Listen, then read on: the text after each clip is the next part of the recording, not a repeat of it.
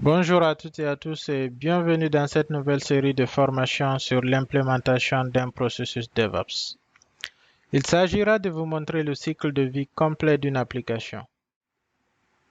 Alors, nous aborderons toutes les phases du cycle de vie d'une application, de la planification au déploiement de l'application elle-même ainsi que de sa base de données. Nous allons voir grâce à un exemple très simple d'une to-do app, liste de tâches à faire, comment concevoir une application avec une architecture très minimaliste, c'est-à-dire back-end, front-end et la base de données, comment générer nos artefacts, builder nos images, créer des pipelines CI/CD pour l'intégration et le déploiement continu sur plusieurs plateformes cloud, notamment le populaire AWS. Tout ça avec les derniers outils à la pointe du cloud. Donc, sans plus tarder, sur cette image, on a une architecture DevOps avec quelques outils en fait. Sachez que la méthodologie DevOps, les outils, c'est important, mais il n'y a pas que les outils en fait. C'est une méthode, c'est un process qui est là. Donc, vous voyez le process, il tourne à l'infini en fait.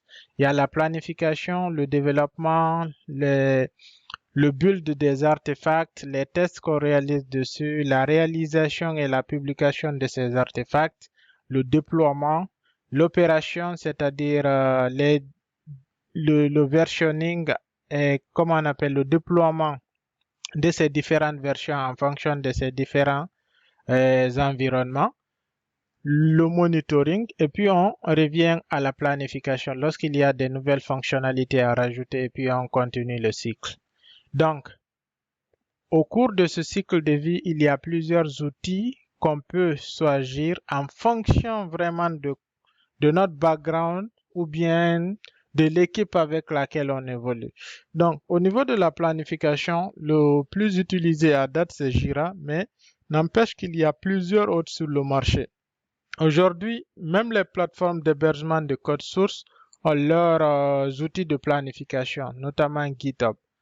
Donc ici, nous avons JetBrains Space que j'aime bien, qui est tout nouveau mais qui a plein de fonctionnalités. Il y a Jira. Donc au niveau du code, nous allons utiliser une application à l'architecture simple comme je le disais tout de suite. En backend, nous aurons une application Spring Boot avec une base de données Mongo et en frontend, nous aurons une application Angular.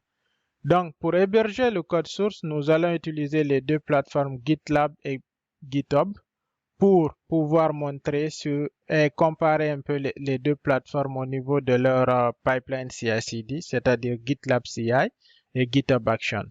Au niveau du build, nous allons utiliser Maven et Gradle ainsi que NPM que je n'ai pas montré ici. Nous allons utiliser Docker Compose pour le déploiement de tous ces microservices en local pour qu'on puisse tester sur notre ordinateur avant de les déployer.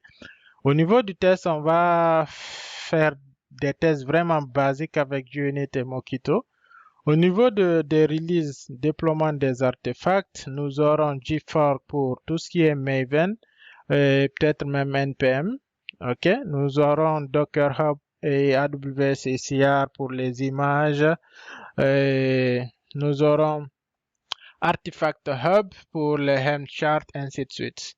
Donc, pour le déploiement, nous allons déployer notre application avec un simple serveur où tourne Docker.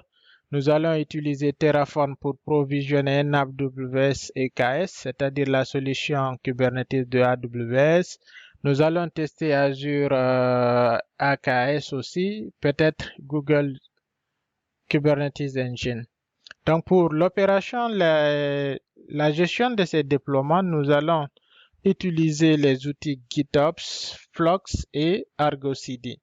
Au niveau du monitoring, on va aller vraiment très simple. On va utiliser du Prometheus et du Grafana.